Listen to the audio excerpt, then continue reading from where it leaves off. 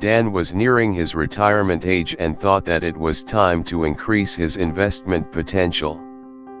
He planned to purchase a triplex or fourplex through a 1031 exchange by selling the 3-bedroom condo he had been renting for 12 years.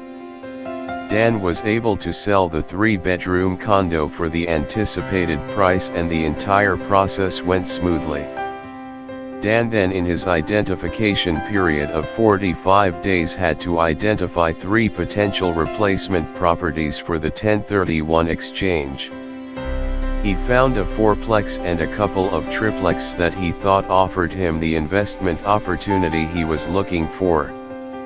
Before the 45-day deadline of his identification period, he notified his qualified intermediary and began the process of purchasing the first property.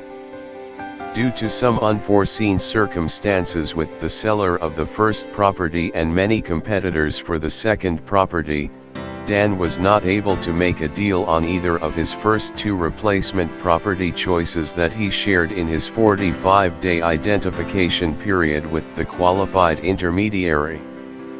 And by the time Dan came to know that he wouldn't be able to close deal on the first 2 properties, there was not enough time left with him in the 180-day exchange period to acquire the 3rd replacement property.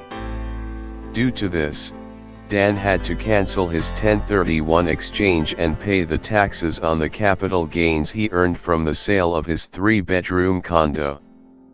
Dan did not have the cash that he had expected after paying the capital gains taxes and could no longer afford a triplex or a fourplex, which he wanted in order to increase his investment potential, without obtaining a loan amount, which would in turn decrease his income potential.